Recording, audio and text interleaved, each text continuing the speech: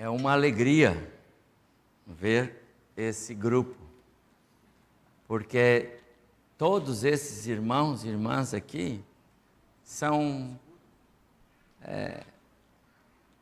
frutos do trabalho da professora Beth, e eu vejo esses pequenos aqui que até um tempo atrás jogavam bola só aqui, né?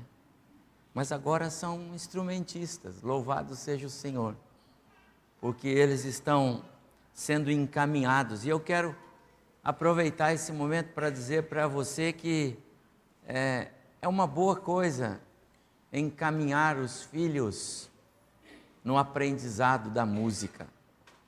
Como encanta a nós, e com certeza agrada o coração do nosso Deus, ver aqui esse grupo, tirando os mais idosos aí, né? Mas do Murilo para cá, ó, todo mundo. Quem diria, hein, Heber? Você é um instrumentista. Só Deus mesmo. Antes que eles toquem outro hino, eu quero orar. Quero convidar você para curvar sua cabeça. Acabei de falar com a Isabel e ela me deu notícias da Dona Maria, mãe do Valdir, sogra dela. Ela fez a angioplastia, nós temos orado pela saúde de Dona Maria, mas ela ainda precisa das nossas orações. Eu quero que você ore por Dona Maria, pela saúde dela, pela continuidade do tratamento que ela está fazendo. Também quero que você ore pelo irmão Geraldo. O irmão Geraldo continua lutando com a sua saúde. Essa semana ele passou por um procedimento para melhorar um pouco a sua movimentação, está travado. E nós precisamos orar muito por ele. Há mais de 2 anos, num leito, sem sair. Oramos pela irmã Esther, pela Neuza, pelo André, pelo Lucas, por toda a família. Quero que você ore por eles. E quero que você continue orando pelo meu sogro, o presbítero Samuel. Ele vinha num quadro de melhora acentuada nesta semana. Teve alta da UTI na sexta-feira. Passou ontem um dia muito bom, está no quarto. Mas hoje ele caiu num sono. Nada consegue animá-lo. Os médicos estão lá, trabalhando na saúde do presbítero Samuel. Gideão, não é? Fundador do grupo aqui na cidade, serviu ao Senhor e tem servido, mas vamos orar por ele, tá bom? Você pode curvar sua cabeça e nós podemos orar ao Senhor. Eu queria convidar o presbítero Daniel que viesse aqui à frente e orasse neste sentido por esses nossos enfermos. Dona Maria, seu Geraldo, presbítero Samuel. E também nos apresenta ao Senhor neste culto. Que Deus nos receba e nos abençoe. Vamos orar? Pai querido, nós queremos elevar nossos pensamentos até o teu trono de glória mais uma vez, na certeza de que nos ouves e que te agradas do culto que a ti prestamos. Sim, Senhor. Senhor, nós queremos colocar no teu altar este culto, não só, Senhor, para aprender um pouco mais da tua palavra, mas que ao final dele almas possam chegar a render-se a Jesus Cristo como Senhor e Salvador. Sim, Senhor. Por Deus. isso, mais uma vez, derrama o teu Espírito sobre a vida do teu servo, pastor Evaldo, para que ele tenha total liberdade de explanar a mensagem que tu já colocaste em seu coração. E a cada um de nós, Senhor, dá-nos sabedoria para estarmos atentos à tua palavra. Amém. E agradecemos ao Senhor pela vida de cada um aqui presente. Queremos interceder também, Pai querido, pela vida destes que teu servo, pastor Evaldo, falou. Em especial, lembramos do nosso irmão Geraldo, naquela situação tão difícil. Rogamos, Senhor, que a tua graça seja com ele, seja por ele e seja também com a sua família. Amém. Ó Deus, Senhor, tem compaixão. Suplicamos pelo presbítero Samuel. Senhor, teu servo tem tanto prazer em te servir, em te honrar. Teu servo, ó Deus, tem feito tantas coisas em favor da tua causa, e agora, neste momento tão difícil, nós suplicamos que a tua boa mão seja com ele, seja com os médicos que estão cuidando dele, e seja com a sua família e seus familiares. E com eles, ó Deus, também lembramos da irmã Maria.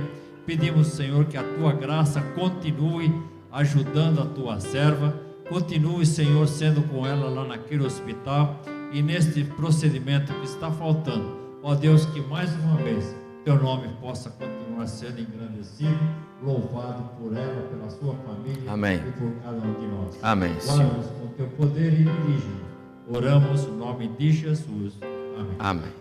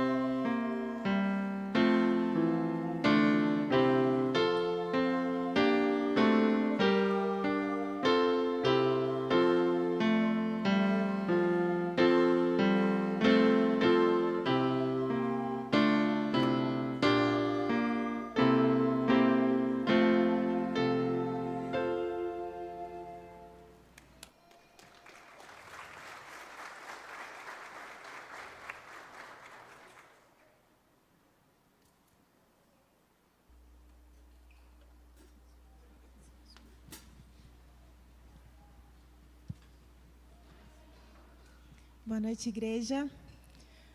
Que prazer estar aqui. Que noite feliz nós estamos.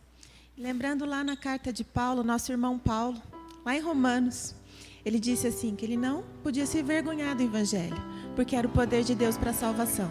E isso é missões. Falar do evangelho, proclamar para nós e para os de fora. Hoje nós tivemos batismo. E o batismo é a continuidade das missões. Daquilo que nós falamos, do evangelho proclamado. E nós vamos cantar isso agora. Ide, proclame as boas novas do evangelho. Vamos ficar de pé e vamos louvar ao Senhor nesta noite.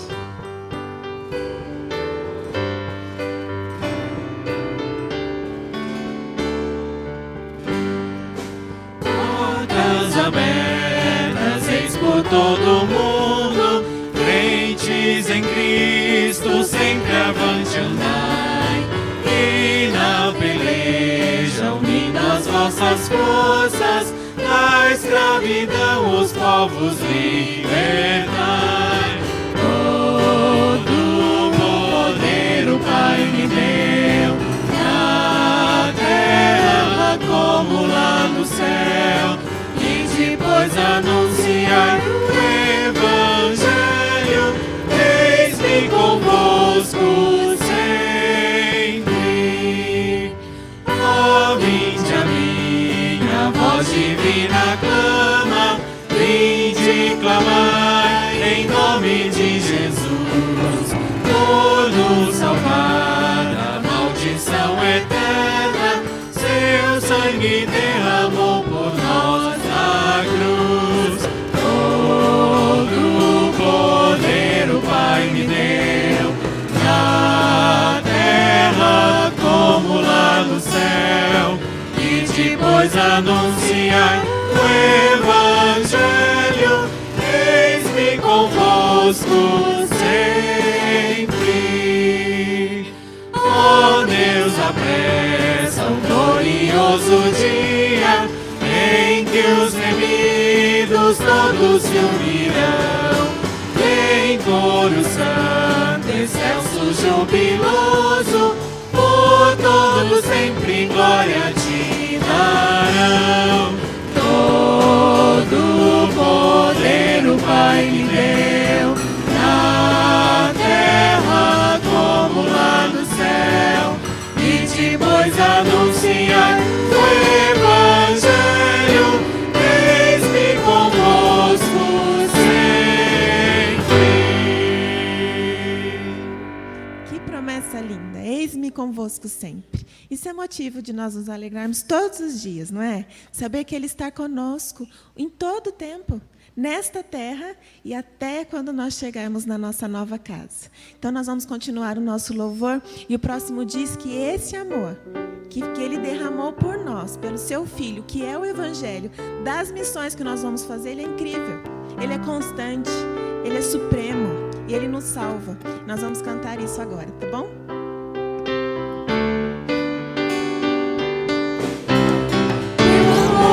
Incrível, vive constante, como uma rocha sobre os meus pés. Ele me sustenta, isso é um mistério.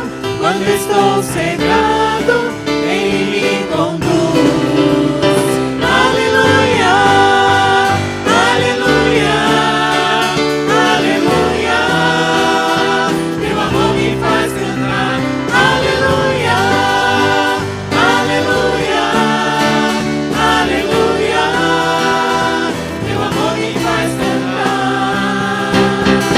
Teu amor surpreende, cresce de repente, alegria imensa, sempre a me encher. Sempre que te vejo, brilha tua vontade, nasce um novo canto dentro do meu ser. Aleluia, aleluia, aleluia. Teu amor me faz cantar.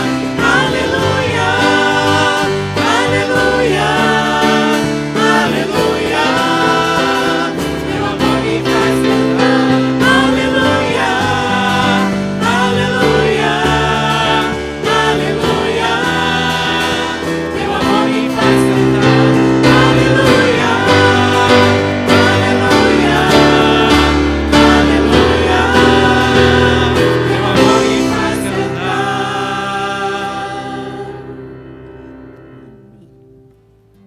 Podemos sentar.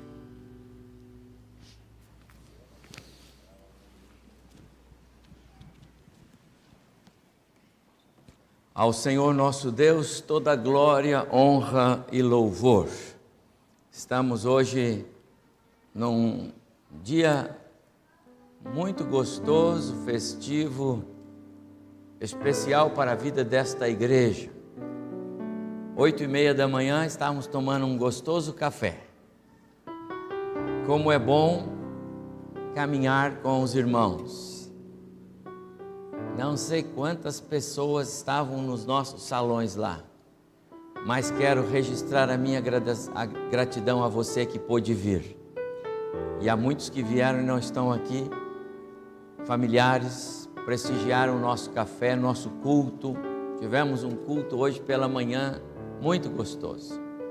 Quero agradecer muito aos irmãos que trabalharam, presbítero João Carlos, Ana e toda a equipe que sempre nos serve, as irmãs, a Rita, a Fátima, Claré e a Fátima do Claré, a dona Orlanda, os irmãos presbíteros e diáconos que sempre cooperam com vocês, João e Ana, muito obrigado, que bom, o café estava delicioso. Difícil foi fazer o pessoal parar de tomar café, né? E começar o culto, mas foi muito bom, muito obrigado, Deus os abençoe. Depois o nosso culto de batismo, que gostoso. Agora nós vamos entregar os certificados para esses irmãos, e você que não esteve conosco de manhã vai poder conhecer os novos membros que foram batizados. Que gostoso o nosso culto hoje. Deus nos abençoou muito, e eu quero louvar o nome do Senhor com você agora à noite. Eu preciso só fazer 2 comunicados importantes. O primeiro é que na próxima sexta-feira, dia 24, nós teremos aqui a nossa confraternização de 2 ministérios juntos. Nosso pessoal do Ministério da Infância e do Ministério dos Plantonistas. Então é sexta-feira, a partir das 19 horas. Como sempre, os irmãos já conhecem esse esquema, venham preparados. Vai ser uma noite com muito churrasco, né, Wilson? Os kits devem vir, como sempre, mas olha, vocês que pertencem a esses 2 ministérios, não percam. Teremos uma noite bem gostosa aqui, próxima sexta-feira, e eu falo em nome dos 2 líderes aqui, presbítero Wilson, pastor Nino e Magner, do Ministério da Infância. Esperamos você aqui na próxima sexta-feira, tá bom? No sábado pela manhã, teremos uma caminhada pela saúde. Esse é organizado pelo Ministério das Mulheres, e eu prometi às irmãs que faria mais uma vez o aviso. Você é nosso convidado para estar aqui sábado bem cedo, 8 horas da manhã, 8h30 nós pretendemos ter essa caminhada. Então contamos com a sua presença. Roupa leve, um tênis para caminhar, e assim teremos um dia especial também em prol da saúde, tá bom? Fica aí o aviso, e todos vocês, todos nós, homens e mulheres, somos convocados para esta caminhada. Estou vendo o pastor Abimael aí, oramos por eles aqui, pela editora, e quero dizer que Deus abençoou sobremaneira. Hoje ele passou um comunicado para todos nós, informando que, mais uma vez, a mão do Senhor nos acompanhou com esta equipe da editora. Eles estiveram no Piauí, em Pernambuco e na Bahia, 3 estados, fazendo treinamentos para alcançar os líderes de ensino. Então, pastor, Deus continue abençoando o trabalho da editora, e nós somos gratos ao Senhor pelo evento, mais uma vez. E agora quero também lembrar, bom que o Ed está ali, o pastor André, dia 2 de dezembro, às 19 horas, o nosso último culto em inglês. É o último desse ano, Ed? Bem provável. Nós temos feito culto em inglês aqui, tem sido ocasiões muito especiais. Então você é nosso convidado para o último deste ano, sábado, dia 2, o primeiro sábado de dezembro, às 19h30. Convidei um pregador especial, e ele prega em inglês. Então, se você está aprendendo a língua, o inglês, você é nosso convidado para participar do culto, adorar o Senhor e treinar o seu segundo idioma, tá bom? Sábado, 2 de dezembro, 19h30. Você é nosso convidado. Muito bem, eu quero pedir que os meus irmãos presbíteros, o conselho de presbíteros, por favor, venham aqui para estar comigo. Pastor André, hoje desceu ao batistério. Quero que vocês me ajudem. É uma alegria muito grande para a igreja. Você está vendo as fotos aí? São os nossos batizandos de hoje, que agora nós vamos entregar a eles os seus certificados de batismo. O certificado de batismo para mim é o certificado mais precioso que você pode ter, viu? Pregar na parede, fazer um quadro, uma moldura. Ele não é passaporte para o céu, mas sem dúvida alguma, ele é um símbolo de algo que aconteceu com você. Novo nascimento e o ingresso no corpo de Cristo, a igreja local. Quero chamar os irmãos para que possamos abraçá-los e ter um tempo com vocês. Uma família, o Eric, a Camila e o Danilo, a família Crossi de cruz, italiano. Eric Crossi, Camila Freitas Santos Crossi, Danilo Freitas.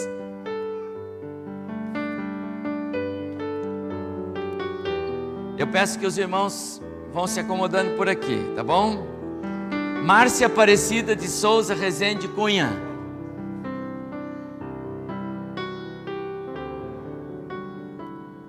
A Márcia não chegou, mas vai chegar. Nayara Ribeiro Pereira e Sara Ribeiro Pereira, duas irmãs, Sara e a Nayara.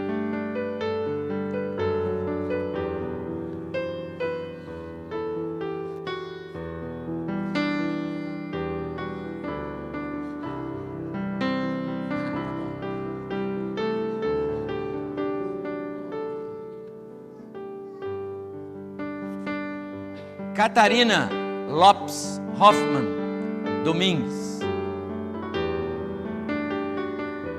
Também não veio?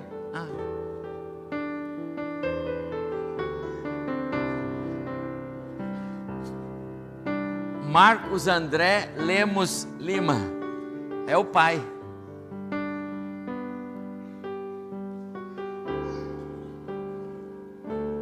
E ele veio de gravata. Olha que bonito.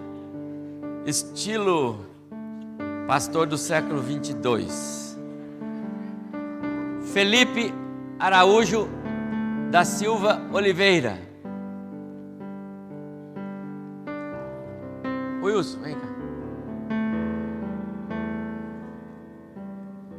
Quero convidar o presbítero Wilson porque quero que ele entregue o certificado para o filho.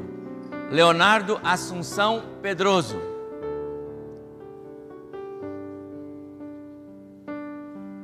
Sofia Toledo Alves. Davi Toledo Alves. Vocês dois podem.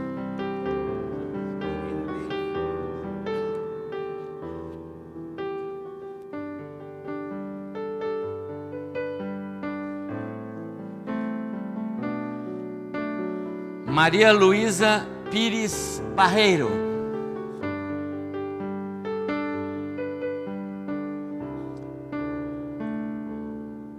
Rebeca Armenara Namorato.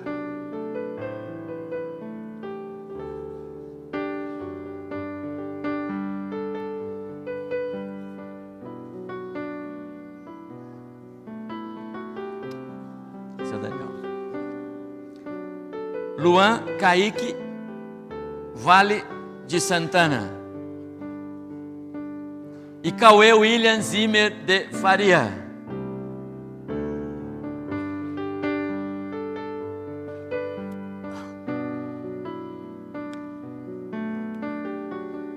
Abraço.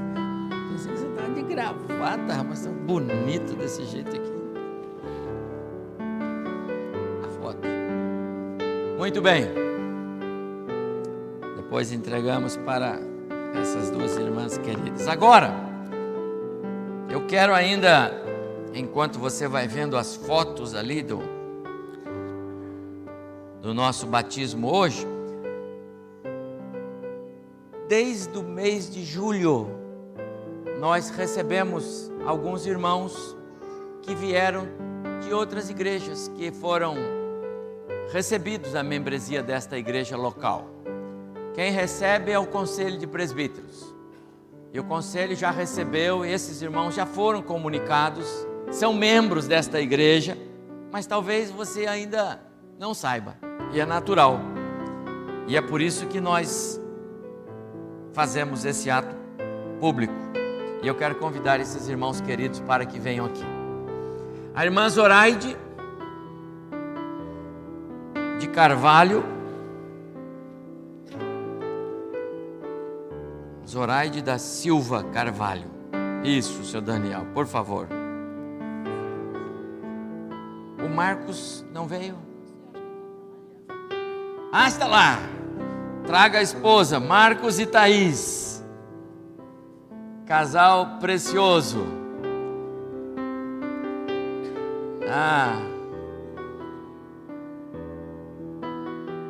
Está a família completa aí, né, Marcos? Que joia! Olha a Júlia como está linda. Que bom, Marcos e Thaís, um casal precioso. Alexandre e Juliana, outro casal que aprendemos a amar. E a Sarinha.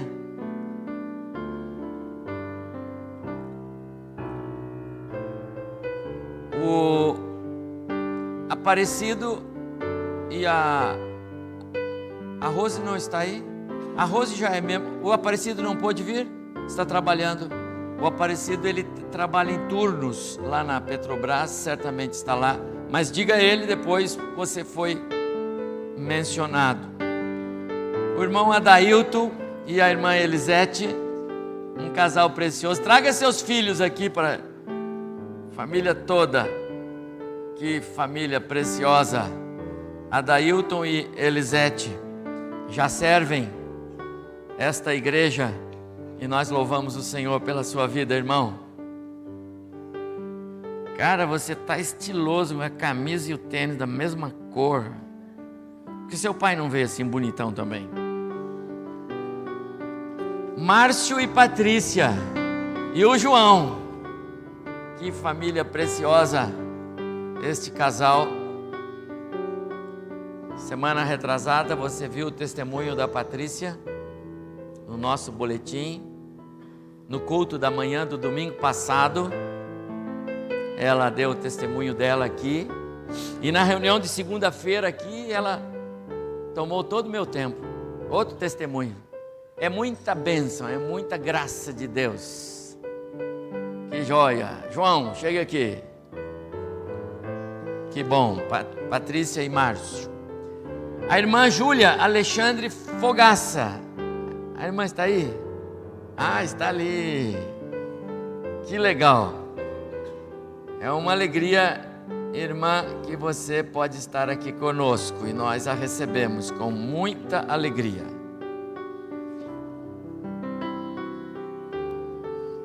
O Pedro Henrique Souza de Paula. E a mãe está ali. E o pastor não veio? Está pregando lá. Oh, prazer, hein, camarada? Alegria, o sorriso dele. Que joia. Gente fina. O irmão José Ferreira da Silva. Homem de Deus, que também já foi recebido a membresia desta igreja. Fica ali ao lado do Pedro. E a Leia Consuelo de Oliveira.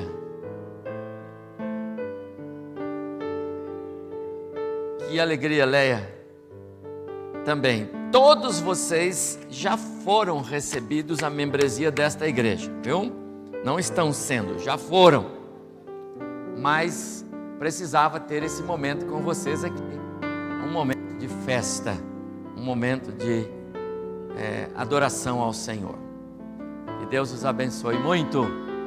Aos que foram batizados e aos que passam a integrar a vida da igreja, nós os recebemos com braços abertos. Você já sabe disso. Mas é uma alegria muito grande. Cuidem de servir a igreja. Não esperem ser servidos por elas, sirvam-na. Cuidem bem desta igreja, é de vocês, viu, irmã? É sua igreja, cuide bem dela. Vamos cantar com eles, por favor, fiquem em pé, o grupo está ali e nós vamos cantar.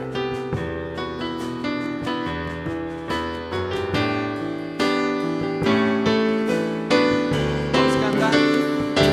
Estamos todos congregados aqui,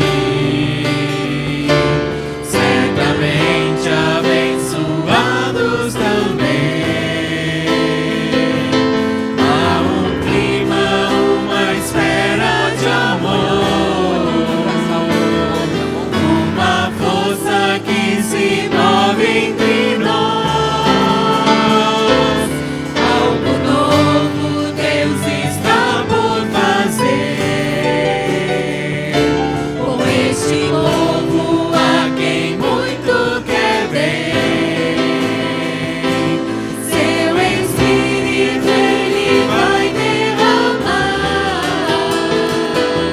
uma igreja forte edificar,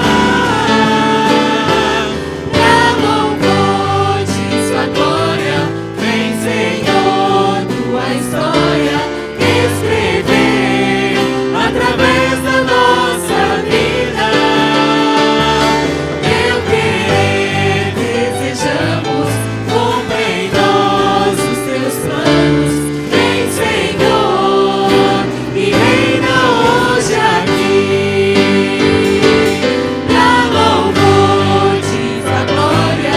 Vem, Senhor, tua história escrever através da nossa vida. Teu querer desejamos, cumpra em nós os teus planos. Vem, Senhor, e reina hoje aqui. Vem, Senhor, e reina hoje aqui. Amém. Amém. Vamos orar? Eu quero convidar as crianças todas para virem aqui agora. Podem vir. Todas as crianças, os papais, as mamães. Nós vamos ter uma oração só, agradecendo a Deus pela vida desses irmãos queridos que recebemos hoje.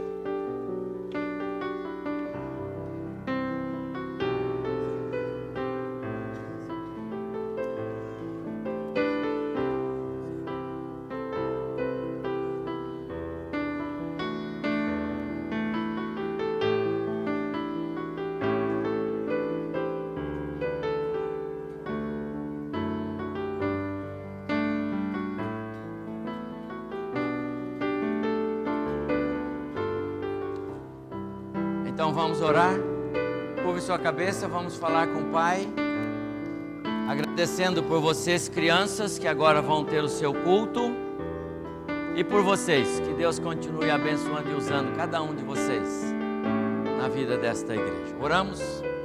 Pai querido, muito obrigado agora, de maneira especial, porque a igreja recebe de maneira formal, neste culto público e solene, esses novos irmãos que passam a integrar a vida da igreja como membros, com gratidão a Deus pelo exercício da vida cristã de cada um deles, nos seus mais diversos ministérios aqui. Ó Deus, usa esses irmãos, seus dons, no serviço do Senhor, que eles sejam bênçãos para esta igreja, e que esta igreja seja uma bênção na vida deles. Muito obrigado a Deus por cada família, por cada irmão, por cada jovem, junior. Muito obrigado, Senhor Deus, porque é o Senhor quem acrescenta, é o Senhor quem traz para o nosso meio aqueles que o Senhor mesmo chama, e nós louvamos o Teu nome por isto. E agora, Senhor, também agradecemos pelas nossas crianças e oramos pelo seu culto agora, que assim como nós aqui, elas ali também, sejam alvo da bênção do Senhor, de uma palavra que venha cravar nos nossos corações, para elas lá e para nós aqui, de maneira, ó Deus, que saiamos daqui hoje, daqui a pouco, transformados pela palavra do Senhor que vamos ouvir. Nesse sentido, abençoa-nos, recebe o nosso culto e fala conosco, porque nós oramos no nome de Jesus. Amém. A igreja pode sentar, as crianças poderão sair por ali, os irmãos podem voltar para os seus lugares.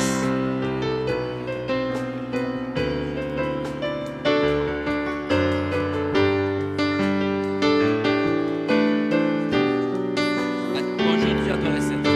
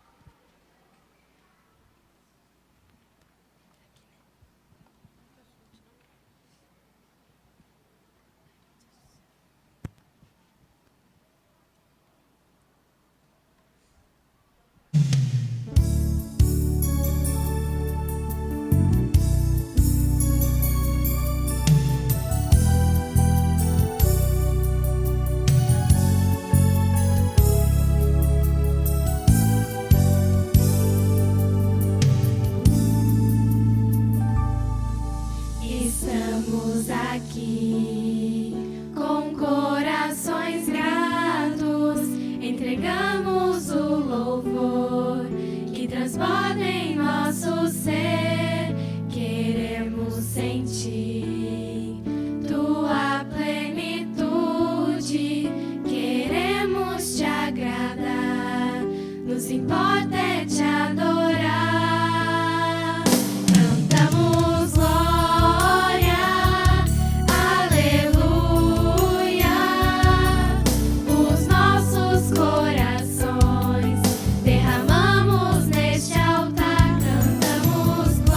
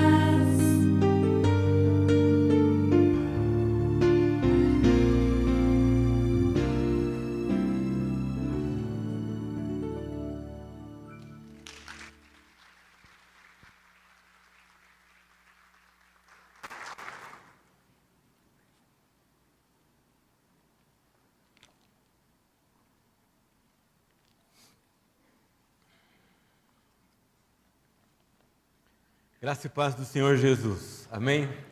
Nós estamos na sequência do nosso mês de missões. Semana passada tratamos de missões no interior do Brasil. Hoje trataremos de missões urbanas. E há muito que dizer sobre missões urbanas, mas o nosso foco é na área educacional. E vamos tratar no domingo que vem de missões transculturais. Queremos que vocês orem durante toda esta semana, para que no próximo domingo todos tenham a direção do Senhor de qual compromisso farão com missões no ano de 2018. Esta igreja faz missões, mas a igreja são vocês, somos nós. E dependemos da nossa contribuição, do nosso compromisso, da nossa decisão para seguir adiante e definir, continuar com estes que já nos comprometemos, mas seguir com mais alguns que certamente vão aparecer em nosso caminho. Todos vocês sabem que a Editora Cristã Evangélica é uma missão com formato de editora. E alguns anos atrás, nós ampliamos a nossa missão. Antigamente, nossa missão era de produzir material para a escola bíblica dominical e culto infantil. E há alguns pares de anos atrás, nós tivemos direção do Senhor para alterar a nossa missão, para nós produzirmos material para auxiliar as pessoas a estudarem a Bíblia, onde quer que elas estiverem. Se elas estão na igreja, em casa, e vocês vão ver aí nos próximos anos, na quadra de futebol, no salão de ginástica, na escola, nós queremos oferecer para elas material para estudar as Escrituras e material para estudar a Bíblia. E Deus tem mostrado que esse é um caminho muito especial.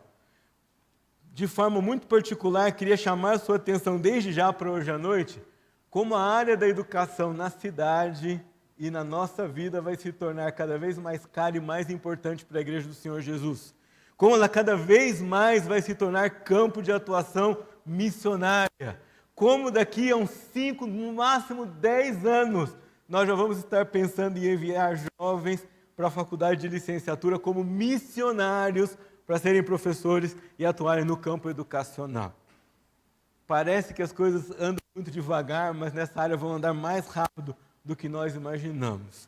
E nós queremos estar juntos desses irmãos que vão lá oferecer a Bíblia às pessoas, seja qual for o ambiente que eles forem. E eu quero visitar com vocês 3 textos bíblicos. E nós vamos começar com Atos capítulo 1, versículo 8, para definirmos o que são missões urbanas, o que nós estamos chamando de missões urbanas. Esse versículo talvez você já saiba de cor, talvez nem precisasse ler, mas eu quis colocar ali para destacar para vocês pelo menos 2 verbos desse versículo. Esses 2 verbos não deixam dúvida, eles não são suposição, ao contrário, eles são declaração de realidade. Jesus diz aos seus discípulos e a você e a mim: vocês receberão poder, mas recebereis poder ao descer sobre vós o Espírito Santo. E ele já veio. E aí é um outro verbo inevitável: e sereis minhas testemunhas. E a expressão que está ali destacada está para mostrar para você que não existe uma sequência que primeiro num lugar e depois outro, mas há uma simultaneidade. Vocês vão ser minhas testemunhas tanto em Jerusalém como em toda a Judéia, em Samaria e até os confins da terra. E eu preciso dizer para você que esse versículo mostra para nós que você não pode fazer uma opção na relação de missões se quer orar, contribuir e ir. Você faz as 3 coisas. Porque se você está em Jerusalém, se você está em São José dos Campos, se você está na sua cidade, você já é chamado para ser missionário nesse lugar, nessa cidade, no bairro onde essa igreja está plantada, no lugar onde você trabalha e atua, e no lugar onde você mora. Portanto, você não pode dizer assim: olha, pastor, com missões meu negócio é só orar. Ou não, eu já contribuo e está muito bom. Não, você já está indo se você está aqui, se você mora em Jerusalém. Porque a ordem é clara, é uma realidade, não tem suposição, não tem um se aqui no versículo, não tem um quando, mas tem 2 afirmações muito claras para nós. Vocês vão receber poder ao descer do Espírito Santo, e ele já veio. Então agora a outra é automática e consequente, e vocês vão ser minhas testemunhas. Em Jerusalém, você não tem que mandar ninguém, é você mesmo. Mas depois, a Judéia, Samaria e aos confins da terra, nem todos vão. Mas em Jerusalém não tem como escapar. Significa que ou você vai, ou você vai. Ou você vai obediente, ou você vai desobediente. Se você está em Jerusalém e não vai, você já está desobedecendo aquilo que o Senhor mandou você fazer, que é ser testemunha dele em Jerusalém. Então, missões urbanas é seu negócio, é meu negócio, é nosso. Onde quer que nós estivermos, onde houver uma igreja do Senhor Jesus, um grupo de crentes, há missões urbanas para serem praticadas e para serem feitas. E nesse contexto de Jerusalém, nesse contexto de São José dos Campos, educação é uma das estratégias centrais da missão urbana nos nossos dias de hoje. Há muita coisa para fazer na cidade, para evangelizar. Há muitas estratégias à disposição da Igreja do Senhor Jesus. Mas uma estratégia que essa igreja abraçou e que as igrejas do Senhor Jesus por toda essa cidade deveriam abraçar é a estratégia da educação. E durante nossa palavra hoje à noite, vamos esclarecer pouco a pouco um pouco mais sobre isso. Mas por que a educação é tão importante? Queria ler com vocês outro versículo muito conhecido, Mateus 28, 19 a 20, chamado a Grande Comissão.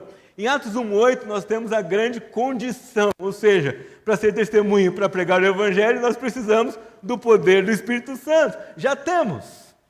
E agora nós temos a grande comissão. Mas veja comigo aqui, que dois verbos principais da grande comissão tratam de educação.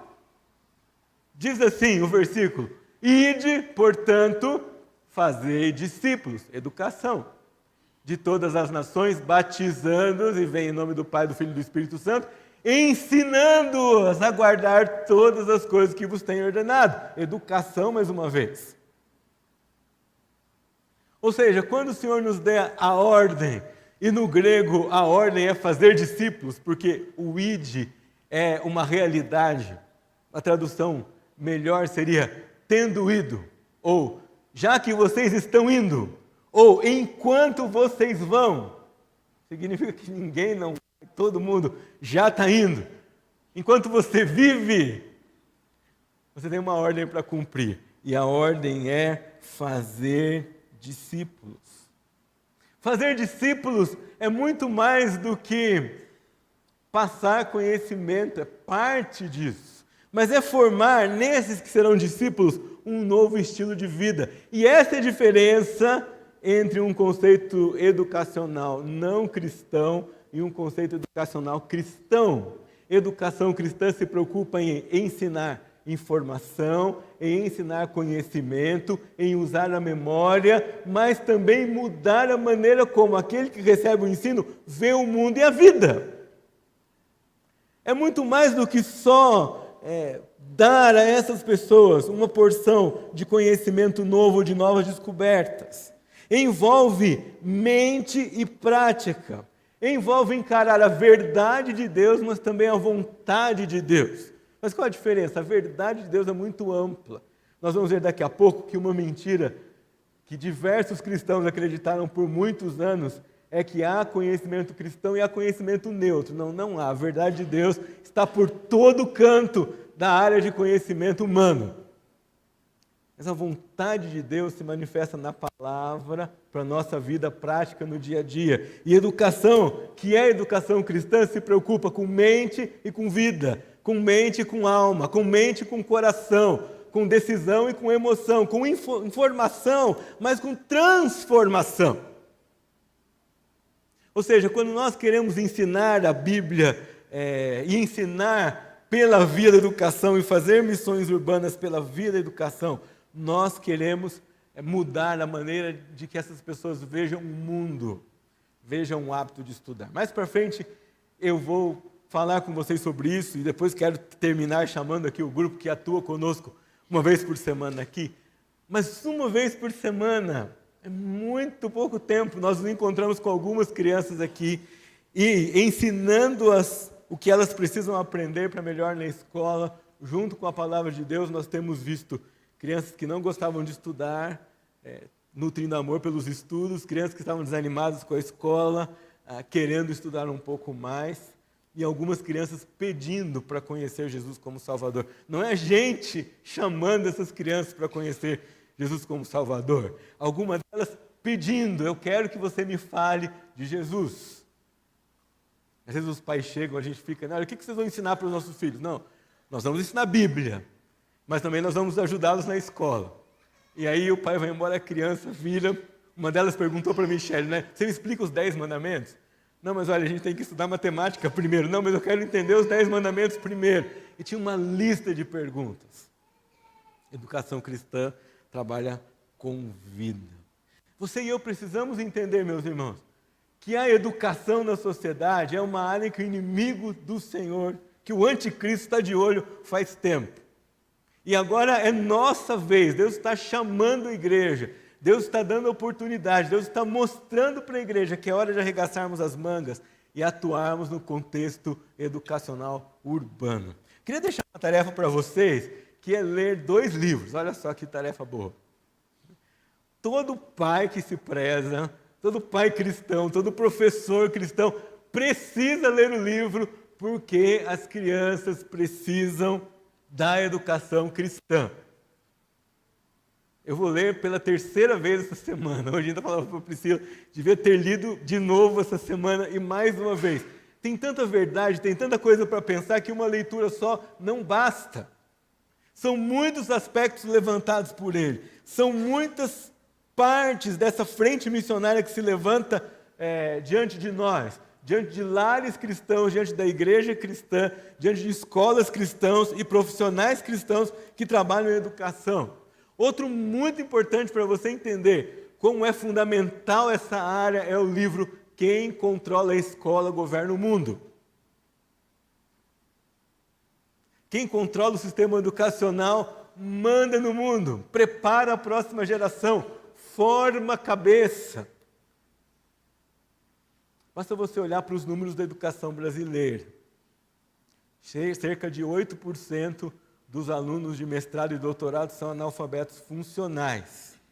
Cerca de 23% dos alunos universitários têm dificuldade de ler e interpretar um texto e escrever um texto.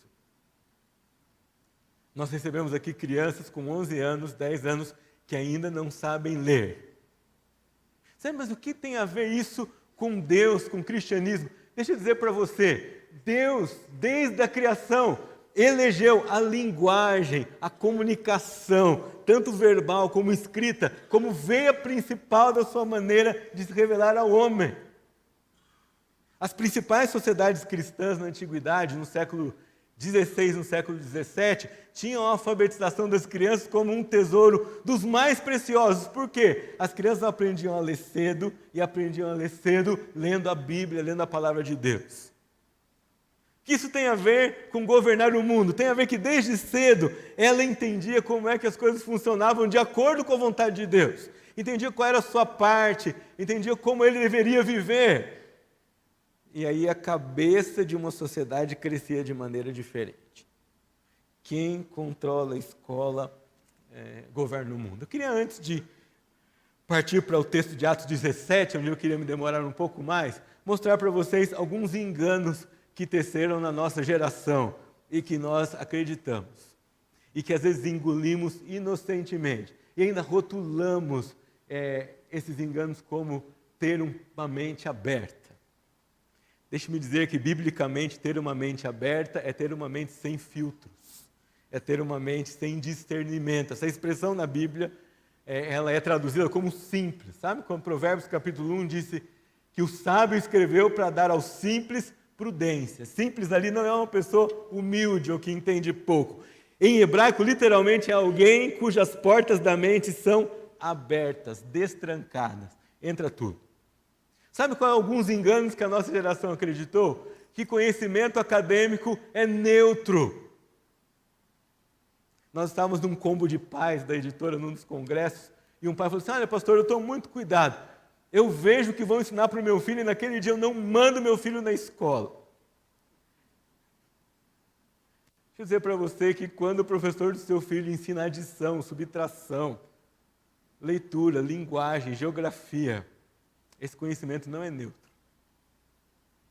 com o conhecimento acadêmico, vai junto para a cabeça do seu filho, dos meus filhos, das nossas crianças, tudo aquilo que essa pessoa crê, tudo aquilo que foi formado nela, todo o anticristianismo dela, todo o não cristianismo dela.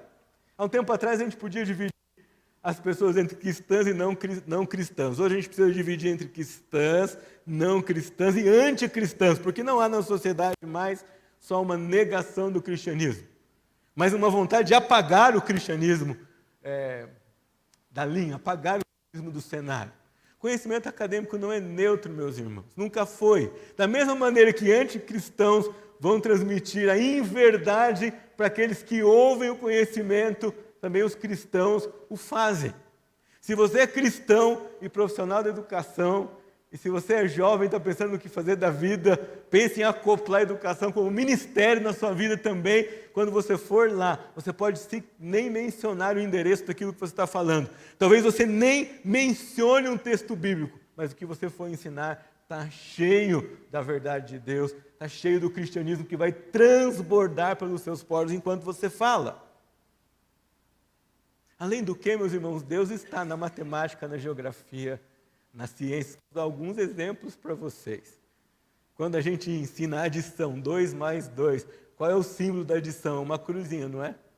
O que a cruz de Jesus fez por nós? Nos adicionou no corpo de Cristo. Nos adicionou perdão, nos adicionou bênçãos, nos adicionou vida eterna. Percebe que o conhecimento acadêmico não é neutro e que a verdade de Deus está estampada por todo lugar. Uma coisa é estudar geografia como o espaço, o estudo dos espaços e dos relevos. Outra coisa é olhar para a geografia e ver que é a maneira como nós entendemos o palco da ação de Deus no mundo. E perceber como o Evangelho se movimentou numa direção geográfica do norte da África para a Europa, para a América do Norte, para a América do Sul. Deus está em toda parte, Deus está em todo lugar, Deus está em todo conhecimento. Salmo 19:1 diz que os céus proclamam a glória de Deus.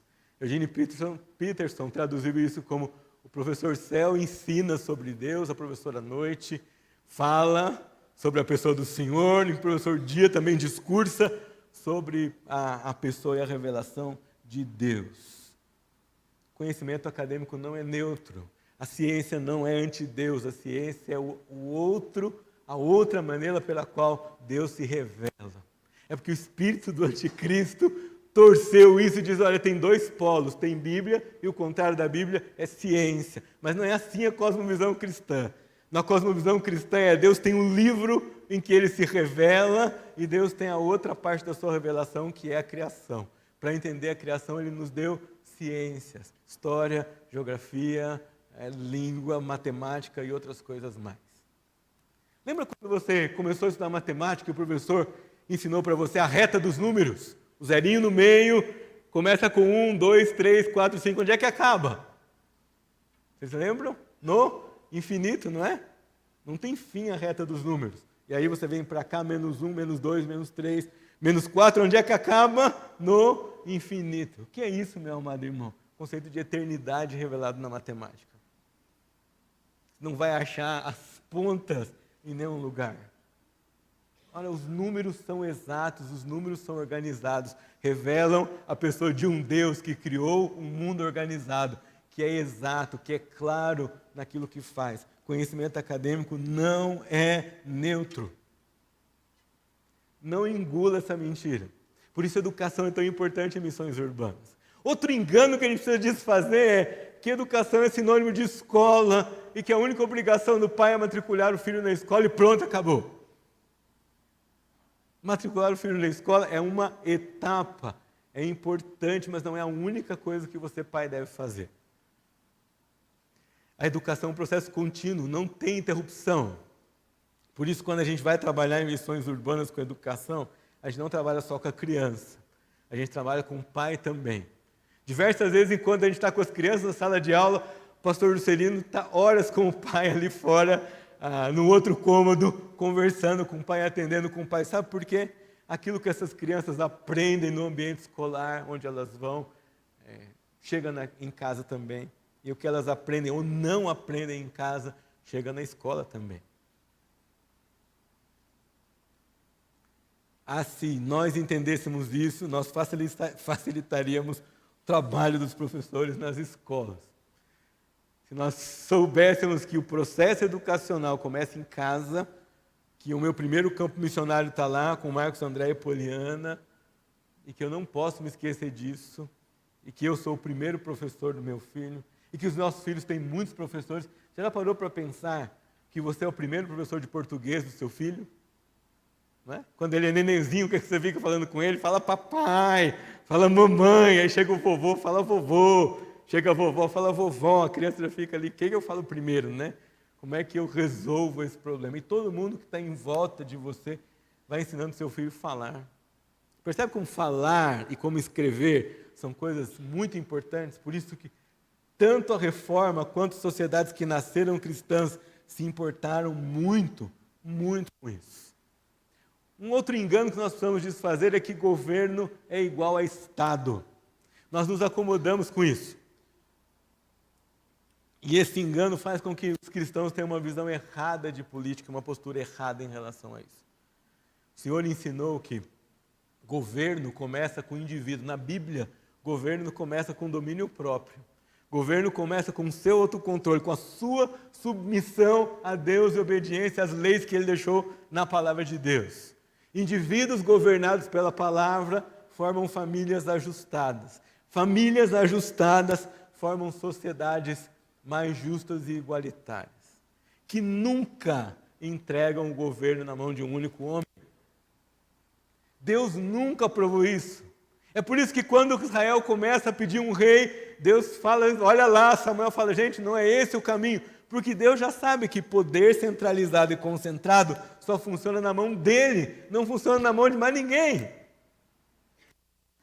É por isso que ele mesmo, para dar exemplo para nós, é um ser trinitário. Embora ele seja capaz de deter todo o poder só na sua mão, a economia da Trindade nos ensina. O Pai planeja, o Filho executa, o Espírito Santo aplica.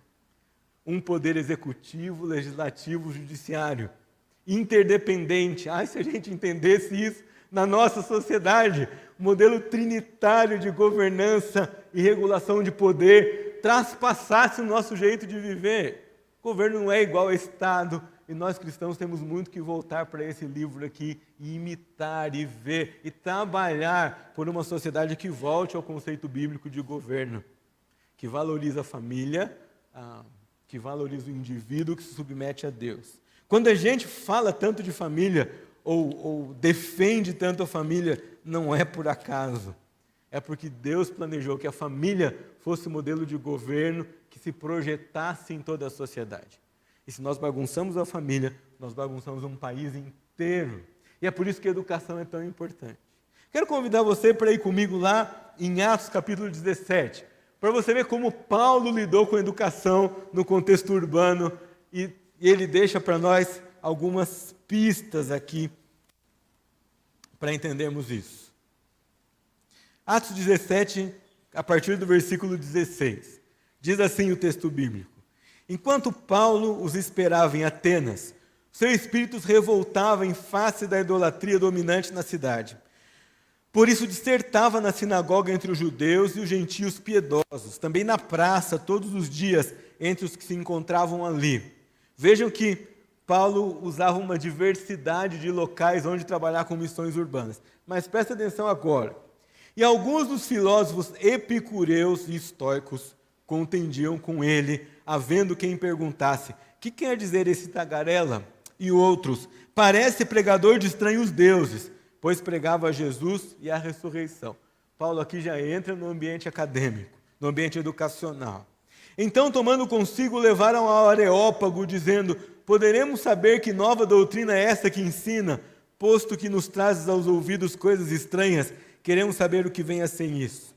Pois todos os de Atenas e os estrangeiros residentes de outra coisa não cuidavam, senão dizer ou ouvir as últimas novidades. Então Paulo, levantando-se no meio do Areópago, disse. E agora presta atenção como Paulo se comporta diante desses estudiosos. Ele diz assim: senhores atenienses. Paulo sabia como se dirigir a essa gente. Em tudo vos vejo acentuadamente religiosos. Ele não disse, olha, a Torá diz que vocês estão errados, olha só, vocês todos vão perecer no fogo do mármore do inferno. Ele não diz isso. Ele diz assim, em tudo vos vejo acentuadamente religiosos, porque passando e observando os objetos de vosso culto, encontrei também um altar no qual está inscrito ao Deus desconhecido. Pois esse que adorais sem conhecer é precisamente aquele que eu vos anuncio. Paulo fez missões urbanas procurando centros de ensino. E os centros de ensino dessa época eram as sinagogas para os judeus e os centros de discussão filosófica para os gregos. O Areópago aqui era o lugar onde aqueles que não trabalhavam, aqueles que tinham bolsa da CAPES daquela época, né, aqueles que tinham bolsa só para estudar, tomavam tempo todo que podiam para discutir assuntos acadêmicos. Esse hábito era chamado em grego escolê, daí vem nossa palavra escola, né? Fica lugar onde se pode tomar tempo para discutir. E Paulo chega aqui entre esses homens e ele pinça do meio da cultura deles um registro histórico. Ora, havia nos registros atenienses a história de um médico que conta, uma vez uma praga assolou aquela cidade. E eles sacrificaram a todos os deuses que conheciam. E nenhum deus resolveu a parada. Então esse homem que era uma espécie de mago ou de curandeiro da sociedade ateniense, ou que entendia dessa área de saúde, foi chamado. E ele falou, poxa, eu já não sei mais o que fazer. Mas começou a pensar e a discutir, falou assim, eu acho o seguinte, deve ter um Deus que a gente não conhece. Deve haver um Deus que a gente não conhece. E a gente sacrificou para todos os deuses. Vamos fazer uma coisa? Vamos deixar 12 ovelhas sem comer. Elas vão estar famintas. E nós vamos soltar essas ovelhas. Se elas saírem e não comerem, nós vamos saber que existe um Deus desconhecido. E nós vamos sacrificar para esse Deus desconhecido. E foi o que eles fizeram, deixaram as ovelhas em jejum. E quando essas ovelhas foram soltas, elas não comeram. Elas saíram no pasto e se deitaram. Então eles foram lá e sacrificaram as ovelhas. Sabe o que aconteceu? A praga cessou naquela cidade. E esse registro ficou aqui esquecido, mas tinha um crente que acreditava em educação. Tinha um crente que lia e estudava a cultura, que sabia que conhecimento não era neutro. E ele tinha lido o que os atenienses aprendiam na escola.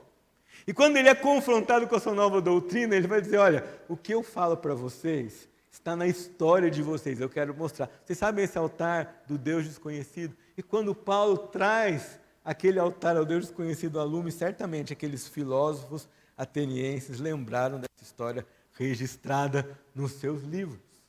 Paulo diz, esse Deus que a história de vocês registrou, que vocês dizendo que é novidade, é esse o Deus a quem eu prego.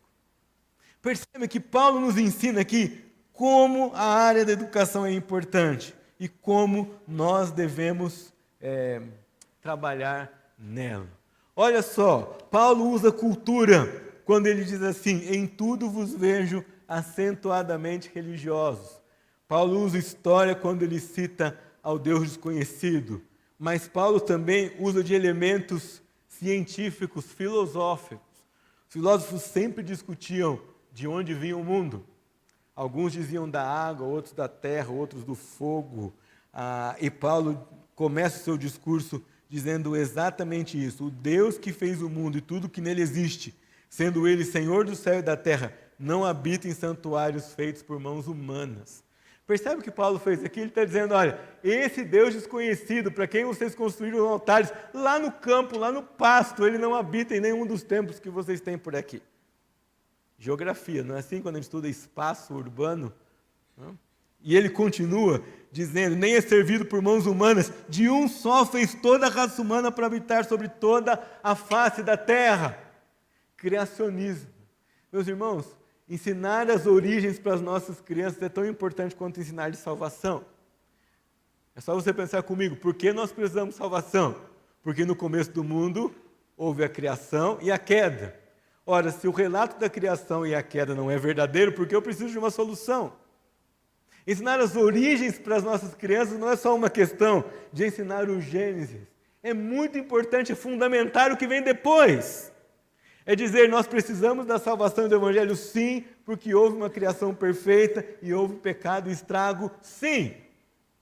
Não é uma opção, não é uma questão de uma teoria sobre a criação do mundo.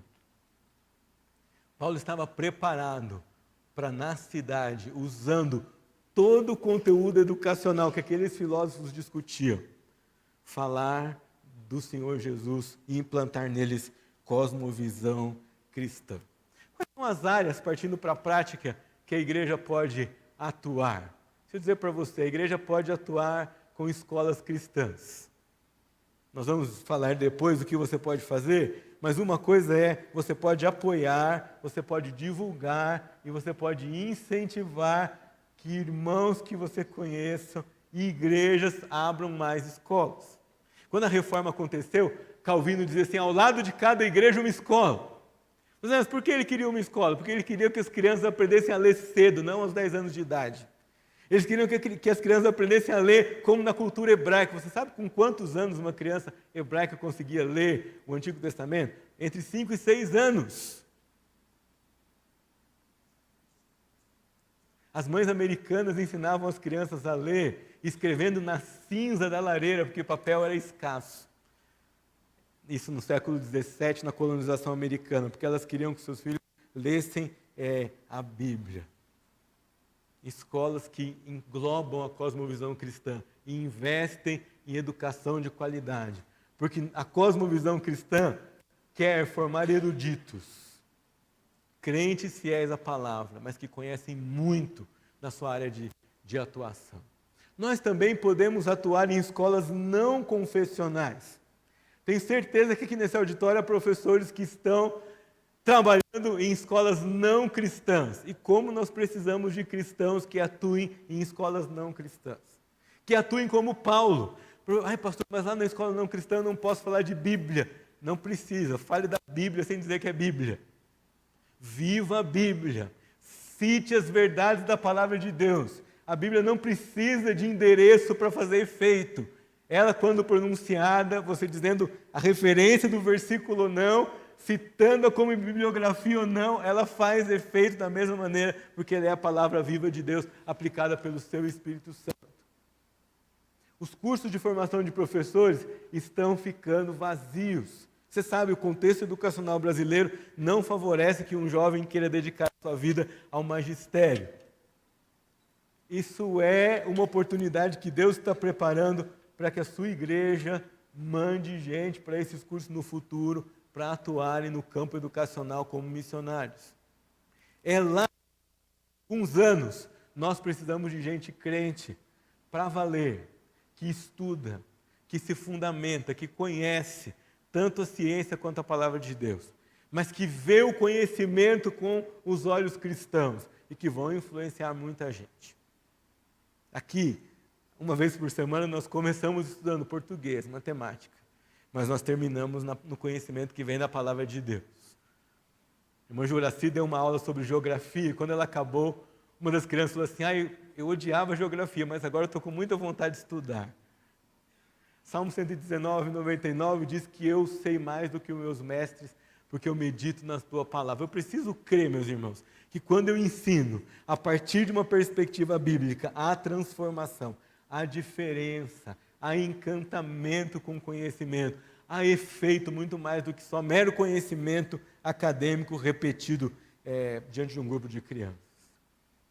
Outra coisa que a gente pode fazer é, se nossa igreja não pode ter uma escola, nossa igreja pode ter um dia de reforço escolar, ou mais de um dia. E por aí, nós como editora temos bradado isso a plenos pulmões.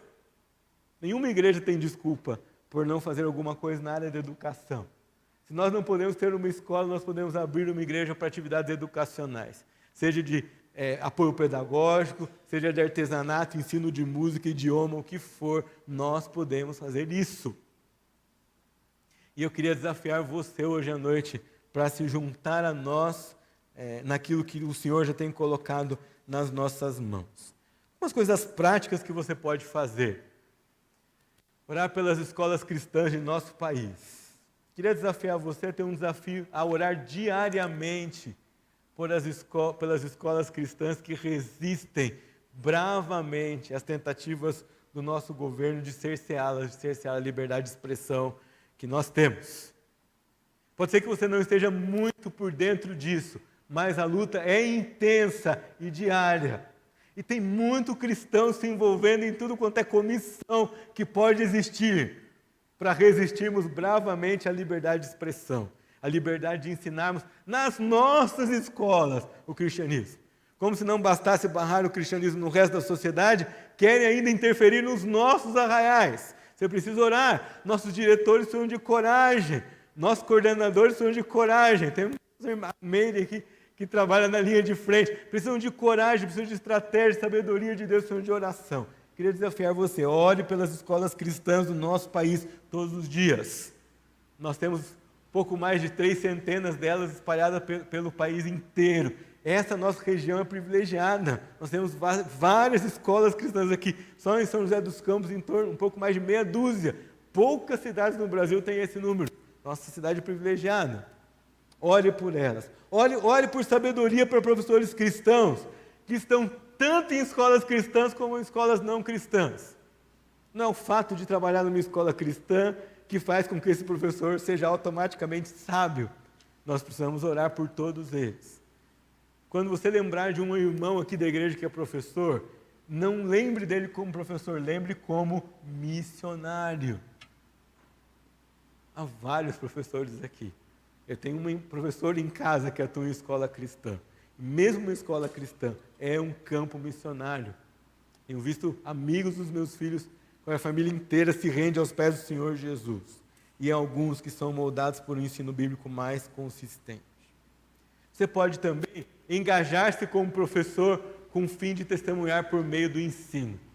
Talvez não seja a sua profissão principal, ou talvez sim. Mas se Deus trouxer a você uma oportunidade de ensinar, não diga não, diga sim.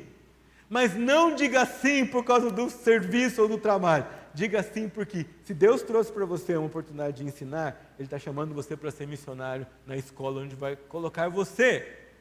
Porque lá, como cristão, sendo cristão, a maneira que você ensina, como você abre a boca, com as convicções que você vai falar, você vai transformar pessoas. Porque é a palavra de Deus falando por meio de você. Pensar na profissão de professor como um projeto missionário é outra coisa muito importante para o futuro da igreja. E não é um futuro distante, meus irmãos. Nós estamos falando de 5 a 10 anos. Se Jesus não voltar antes, vocês vão me ver aqui de novo, falando a mesma coisa para vocês, desafiando qual de vocês quer aceitar o desafio de ingressar num curso de preparação de professores para ser missionário como professor, porque essa é uma realidade iminente. E por último, você pode participar conosco, reunindo crianças algumas vezes na semana aqui. E olha só, nosso alvo aqui no projeto que nós vamos educar é reunir crianças algumas vezes na semana para ensinar conteúdo acadêmico aliado à visão cristã, testemunhando do Evangelho de Cristo na maneira de ensinar. Hoje, nós fazemos muito pouco, é só um dia. Um grupinho de manhã, era só de manhã, mas começou a aparecer criança à tarde. Então a gente se desdobra e vem à tarde. Arde o meu coração, arde o coração da equipe que está aqui conosco, porque Deus já faz tanto com um dia só. Já são tantas histórias com poucas horas na semana. O que é que o Senhor poderia fazer se nós tivéssemos mais gente para nos acompanhar em outros dias da semana? O que nós poderíamos fazer se nós tivéssemos mais gente engajada aqui conosco para triplicar o número de crianças atendidas? Quantas histórias nós já temos aqui de crianças que se viam como incapazes? Algumas delas dizem para nós: tio, eu não consigo fazer porque eu sou burro. Mas a visão da Bíblia, da palavra de Deus, vai transformando isso. Vai limpando essa visão infernal do coração daquela criança. E vai mostrando que ela consegue aprender. E que é um Deus amoroso que nos dá inteligência. a um Deus sábio que reparte sua sabedoria. Como é lindo ensinar matemática e depois de uma aula ver essa criança pedindo para nós: eu quero aprender mais de Jesus. Mesmo que o assunto primário não tenha sido Jesus Cristo. Como é bom receber uma cartinha da escola dizendo assim: olha, as notas dos alunos que são acompanhados por vocês melhoraram. Nós podemos mandar mais, nós temos mais gente. Como é bom ver um pai que às vezes ficou meio chateado porque ele viu que aqui também o filho aprendia a Bíblia, voltar rendido um tempo depois e dizer: olha, eu levei meu filho porque eu vi que tinha Bíblia, mas sem vocês ele está pior, é melhor ele voltar para cá, é melhor ele ficar aqui com vocês. Queria fazer um apelo para vocês. Nós podemos fazer tão mais. Se você tem tempo, procure o pastor Juscelino, procure a Magna. Aí eu não tenho tempo de dia, eu só tenho tempo de noite. Procure os dois. Diga para eles que tempo você tem. Nós vamos pensar em alguma coisa. Nós vamos pensar em como usar a sua vida aqui. Porque nós podemos fazer tanto. Quando nós fazemos missões por meio da educação, nós redimimos a pessoa, mas nós redimimos a cultura. Nós redimimos a pessoa, mas nós damos ao conhecimento o lugar que ele nunca deveria ter perdido, que é que ele vem do trono dos céus para nós. E quando nós educamos crianças, o pastor falou hoje de manhã, nós ganhamos uma vida inteira para o serviço do Senhor. Todo dia quando a gente vem para cá, nós queremos que o Senhor nos ajude, que essas crianças aprendam a ler, antes daquilo que é esperado delas, e que elas surpreendam seus professores na escola. Eu queria terminar chamando aqui à frente as pessoas que trabalham conosco aqui às terças-feiras de manhã e à tarde. Nem todos estão aqui, mas eu queria que os que estão aqui viessem. Venha, Michele, o pastor Juscelino, o Rafael, se ele está por aqui, o João. Gente, vocês sabem que o João é professor de matemática do Ensino Fundamental 2, aqui Patrícia.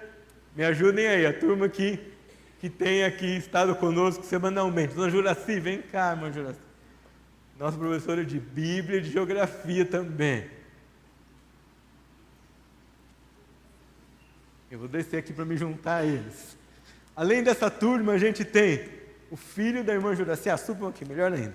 O filho da irmã Juraci, o Ricardo, que é psicopedagogo e professor de matemática também, e atende aqui conosco, e a Silvana, da Igreja Cristã Evangélica Central. Eu queria que vocês soubessem, acho que vocês precisam saber, que esse projeto que a gente realiza aqui está ganhando corpo, formato, vai ser disponibilizado a outras igrejas acompanhando o material da editora chamado Viagem pela Linha do Tempo. Atividades de português e matemática principalmente. Sabe por quê, meus irmãos? Se nós ensinarmos crianças a ler, nós estamos formatando essas crianças para receber a revelação de Deus da maneira que Ele resolveu fazer, que era pela palavra e pela escrita. E se nós ensinamos matemática para essas crianças, estamos limpando o raciocínio, ensinando-as a pensar, ensinando absolutismo, ensinando que como 2 mais 2 é 4, existe certo e existe errado. Não tem essa conversa que um resultado vai dar diferente daquilo que foi determinado pelo Senhor, e a matemática nos ajuda nessa questão. Esses são os irmãos que começam, ou que nesse momento, eu queria que vocês viessem aqui do meu lado, não ficassem atrás de mim. Isso. Esses são os irmãos. Aline, vem também, você está começando aí nesse processo agora, muito bem. Que no momento ajudam a gente. Mas olha só, eu quero convidar você a engrossar essa fileira, porque nós podemos fazer muito mais. Hoje nós conseguimos alcançar uma escola, que é a Elza Regina, que está aqui. O pastor Juscelino já foi lá, as portas foram abertas, essa escola está em diálogo conosco. Mas quantas famílias podem ainda ser abençoadas? Eu não sei o que o Senhor tem para nós, mas eu sonho, sei que o pastor sonha comigo, em que a gente ensine aqui matemática, português, mas ensine música, ensine inglês, espanhol, francês, o que for aqui. Que a gente torne essa igreja um centro de ensino. E que ao ensinar com amor cristão, com doçura cristã, ao receber gente aqui que não acredita mais em nada, porque não tem mais base para olhar para outro lugar, ao recebê-los com amor e carinho, ao ensinar-lhes com paciência E ao mostrar para eles que é muito mais do que aquilo que eles estão fazendo, nós vamos transformar essas pessoas que estão aqui perto de nós. Um outro engano que toma o nosso coração é dizer assim: pastor, o país é tão grande, o assunto é tão vasto, o que nós podemos fazer é tão pouco. Deixa eu dizer para você umas coisas, deixa eu me lembrar você de algumas coisas. A obra de Deus sempre vai ser maior do que nós, sempre. Na editora eu tenho uma agonia, o pastor Abimael junto comigo, porque passam 1000 oportunidades por semana, a gente não consegue pegar uma. Mas tem que ser assim, sabe por quê, meus irmãos? Porque a obra é de Deus. Se fosse do nosso tamanho, nós ficaríamos rapidamente orgulhosos, mas não é. É sempre maior do que nós. Vai ter sempre mais necessidade. Aqui na palavra de Deus, quem venceu Golias? Foi um soldado poderoso? Não, foi um Davizinho mirrado, fraquinho, esquecido. O pai dele nem lembrava. Quando Samuel foi ungir rei, traz os filhos. Acabou os filhos, Jessé nem lembrava. Ai não, tem mais um. Esqueci, mas o negócio dele é só tocar violão e cuidar de ovelha, um desses adolescentes desligados. Não é possível que Deus escolheu esse homem para ser rei, e era justo ele. Você entende isso?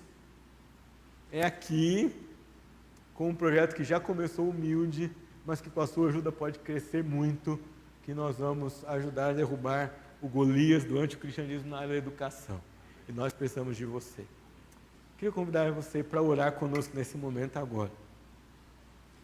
E que você abrisse sua mente, seu coração. E se Deus tocar o seu coração, que você não resista, mas que você procure a gente depois do culto e dizer: eu quero participar disso. Queria orar também pelos nossos irmãos aqui que trabalham na área educacional, seja na área cristã ou não. E queria convidar vocês também que viessem aqui na frente agora, os professores que estão aqui, de escola cristã não, que viessem aqui, rapidinho para a gente orar com vocês. Priscila, Cibele, Meire, a outra Priscila, os outros irmãos que são professores, vem aqui. Eu quero lembrar de vocês nesse momento.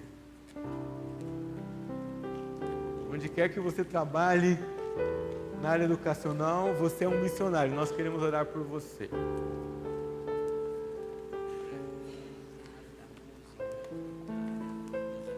Isso, aquelas professoras que dão aula de música, que dão aula de artesanato aqui também conosco. Venham aqui, cadê as irmãs professoras do artesanato aqui?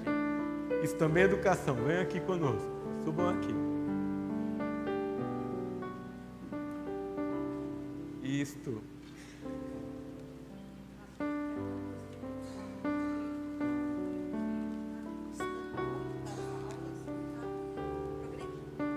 Isabel está contando aqui que uma aluna do artesanato veio dizer que o filho está sendo acompanhado aqui, gostando muito das aulas e melhorando o seu rendimento escolar. Quero que isso encoraje você a se juntar a nós. E quero que isso acorde você. É seu trabalho lutar nessa área da educação. É seu trabalho não se conformar com a pressão do inimigo que quer tomar isso das mãos da igreja do Senhor Jesus. Nós não vamos nos conformar e nós não vamos perder essa geração de crianças. Nós vamos lutar até a última gota de sangue. Nós vamos lutar até o último brado de voz. Nós não vamos desistir. Você fica em pé e ora comigo agora nesse momento. Pai, o Senhor nos deu esta igreja. O Senhor nos trouxe aqui. O Senhor nos salvou. O Senhor nos introduziu aqui no corpo de Cristo. E nós somos imensamente gratos ao Senhor por isso. E o Senhor nos deu a visão também de usar esse prédio confortável que nós temos para atender pessoas. O Senhor tem trazido aqui mulheres para aprender artesanato, gente para aprender música, gente para aprender português, matemática, crianças para serem ajudadas no seu rendimento escolar.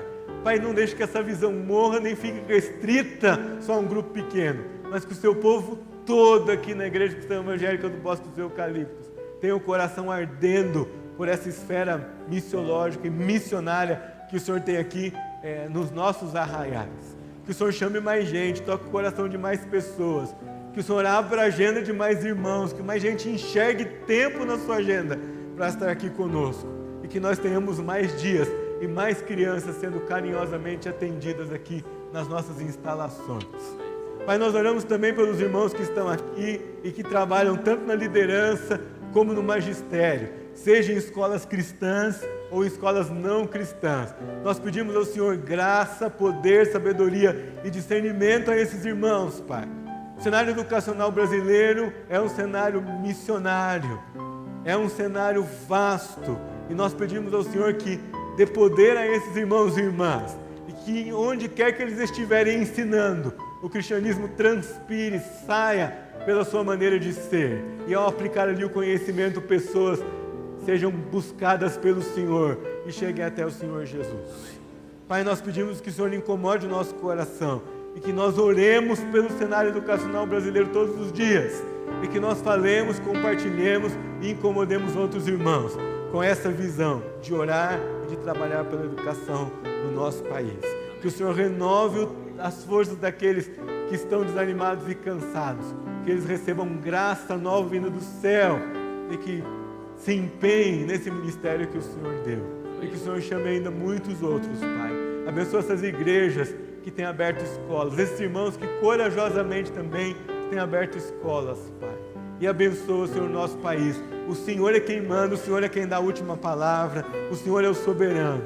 Não deixe, Senhor, não deixe que qualquer que seja o governante que apareça aqui impeça a palavra do Senhor de ser pregada. E que se as leis tentarem nos amarrar, o Senhor nos dê coragem para mesmo contra elas proclamar a palavra do Senhor. Amém. Nos dê estratégias para fazer isso, em nome do Senhor Jesus. Amém. Amém. Vocês podem se assentar, que Deus abençoe todos vocês.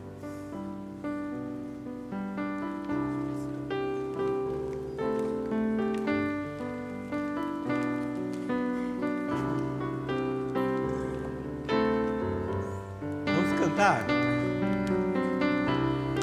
Ficar em pé, eu queria que você lembrasse que aí você vai falar de você para o seu irmão. Nós somos Igreja Presente e essa é a nossa hora. Cante para o seu irmão, faça esse apelo. Chegou a sua hora, a sua vez. Está na hora de você se engajar nisso. E missão é ação. E você tem aqui um convite para agir conosco semanalmente.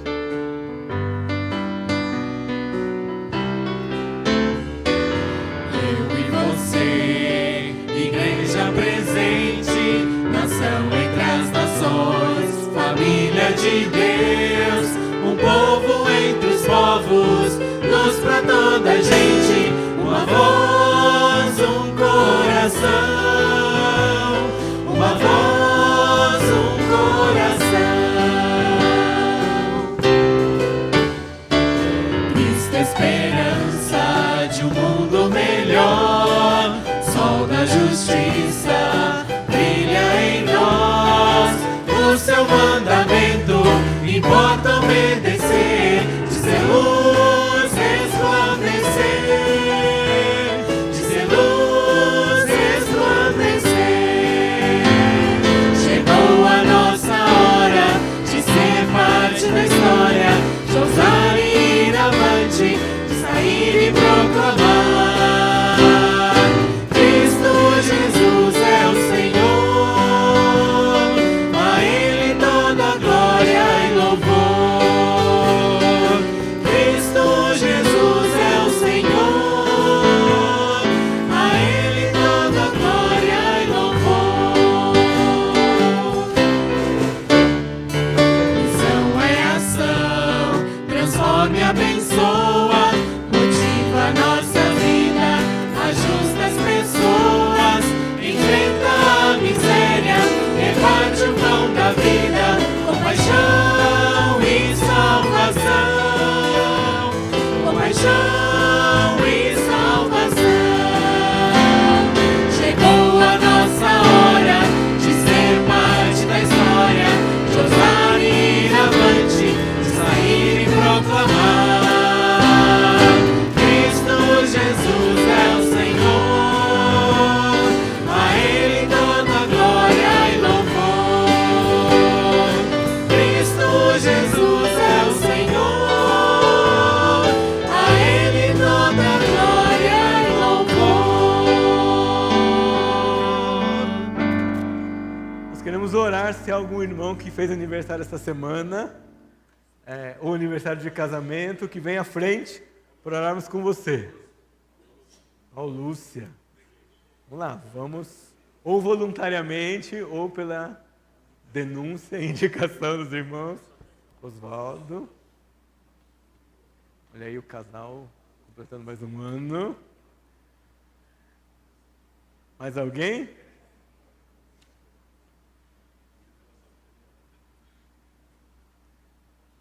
Não?